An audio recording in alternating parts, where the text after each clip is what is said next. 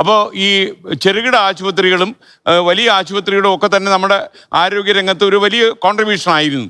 എന്നാൽ ഇതിന് വേറൊരു മുഖം വരുന്നു. അപ്പം നിങ്ങൾ നാളെ ഈ ചെറുകിട ആശുപത്രികൾ നശിച്ചു പോകാതിരിക്കാൻ എന്താ ചെയ്യാൻ പോകുന്നത്? മട പൊട്ടി വരിക. അതെ അതെ, ചെറുകിട ആശുപത്രികൾ കുട വെച്ച് തടുക്കാൻ പറ്റത്തില്ലെന്ന്. നശിച്ചു പോകാതിരിക്കാനായിട്ട് ഗവൺമെന്റുമായിട്ട് ഇതിന് ഒരു ആവശ്യകത ഉണ്ടോ എന്നറിയണം. കാരണം ഗവൺമെന്റ് ആണ് അൾട്ടിമേറ്റ്ലി ജനങ്ങളുടെ ഹെൽത്തിന്റെ റെസ്പോൺസിബിലിറ്റി. ഗവൺമെന്റ് ഇപ്പൊ വിളിക്കൂ എന്ന് പറയുന്നു. അങ്ങനെ വിളിക്കുകയാണെങ്കിൽ ഈ ചെറുകിട ആശുപത്രികൾ കൊണ്ടു നടക്കുന്നതിന്റെ പ്രാക്ടിക്കാലിറ്റി അത് നമ്മളവിടെ റേസ് ചെയ്യും. പിന്നെ NRHM എന്നുള്ള ഫണ്ടെല്ലാം കൊടുത്ത് PHCകളും എല്ലാം നന്നാക്കിയിട്ടിരിക്കുക. പക്ഷെ അത് നടക്കുന്നില്ല ഒന്നും.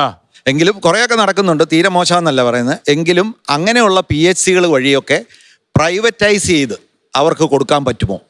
അങ്ങനെ ആവുമ്പോൾ ഫീസ് റെഗുലേറ്റ് ചെയ്യാം, പേയ്മെന്റ് റെഗുലേറ്റ് ചെയ്യാം, ഗവൺമെന്റിന് ഫണ്ട് കൊടുക്കാം. അത് റൺ ചെയ്യാനായിട്ട് ഇതുപോലുള്ള മിടുക്കൻ ഡോക്ടർമാർ, ഈ സ്വന്തമായിട്ട് ആശുപത്രി നടത്തുന്ന ഡോക്ടർമാർക്ക് അതിനുള്ള കേപ്പബിലിറ്റി ഉണ്ട്.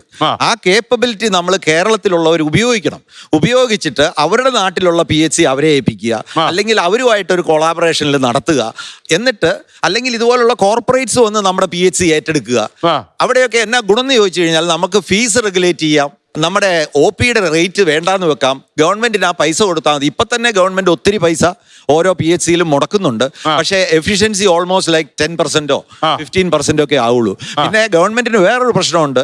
നമ്പർ ഓഫ് OPD ഒരു ദിവസം കാണുന്ന എത്ര പേരെയാണെന്നറിയോ? 2.5 ലക്ഷം 3 ലക്ഷം പേരെയാണ് കേരളത്തിൽ ഒരു ദിവസം പീക്ക് സമയത്തല്ലാതെ നമ്മുടെ കേരളത്തിലെ OPD.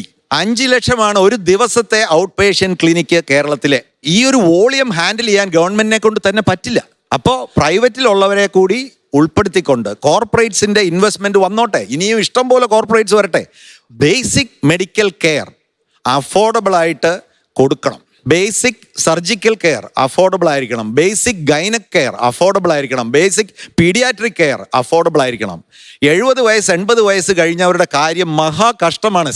അത് നേരിട്ടറിയണമെങ്കിൽ ഏതെങ്കിലും ഒരു ചെറിയ ആശുപത്രിയിൽ വൈകുന്നേരത്തെ ക്ലിനിക്കിലോ വല്ലോ വന്നിരുന്നാൽ മതി. കേരളത്തിലെ ഹെൽത്ത് കെയർ സമ്പൂർണ്ണമാവണമെങ്കിൽ എല്ലാത്തരം ചികിത്സയും എല്ലാത്തരം ആശുപത്രികളും, ചെറുകിട മുതൽ വൻകിട വരെ എല്ലാത്തരം ആശുപത്രികളും, എല്ലാത്തരം ആയുർവേദ, ഹോമിയോ, അലോപ്പതി എല്ലാം കൂടി ഉണ്ടെന്നുണ്ടെങ്കിൽ ഹെൽത്ത് കെയർ കേരളത്തിൽ സമ്പൂർണ്ണമാവും.